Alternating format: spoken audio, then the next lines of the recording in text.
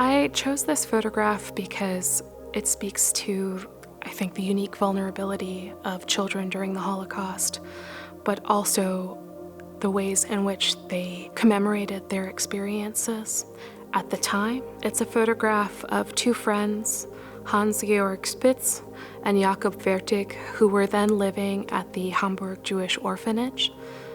Neither child was an orphan, but they were from families who had been splintered, economically reduced by Nazi policy, and they were receiving education and board in Hamburg, which allowed them to form a community among themselves. The photograph, we think, was taken in a photo booth, and we have several more from this series of other young boys. The one thing that binds them is that they were friends of Karl-Heinz Rosner. Rosner held the Romanian citizenship of his father. So when his friends were deported from Germany in 1941 and 42, he remained, and he kept their photographs. On the reverse, he noted their names. Without that, we would never have been able to put a name to the face of those who appear, because none of his friends are known to survive.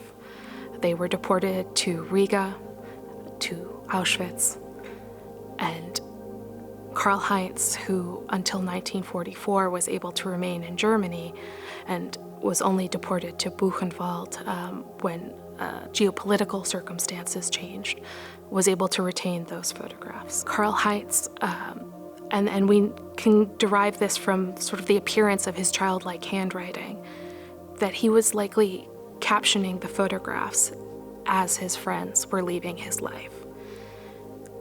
And it's very hard to recreate, looking back, what that experience was like. But we see in the few dedications that the children were very self-conscious about leaving, through a photograph, some memory of that friendship. There's one photograph which is dedicated to Karl-Heinz by a friend, which was, an eternal memory. And so many of the photographs that we're presented with by families and loved ones are intended to memorialize victims for whom very little survives. There are further photographs from the Jewish orphanage that show us what life was like, the kinds of games that they were playing, the teachers who were a large part of their lives, including one, Julius Hamburger, who accompanies the last children who are living at the orphanage in summer 1942 to Auschwitz. But we know that those who were deported to concentration camps arrived with final belongings, including photographs. There are some, I believe, period photographs of the material that's just at the camp.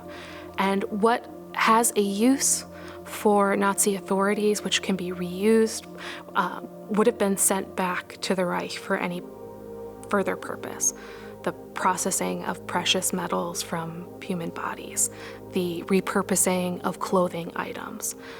But what would a personal photograph have any use for? So much of that is not retained. And it's through the instances where another person has managed to retain this or come back into possession of it that we know more. So as an intake curator, I'm trying to gather as much information about a photograph so that my colleagues within the institution or those who draw on our resources will be able to use that as a tool to communicate with others. And something that I've heard from my colleagues is that photographs are uniquely situated to draw the interest of audiences. They're almost immediately relatable, particularly those where we see recognizable elements from our own lives.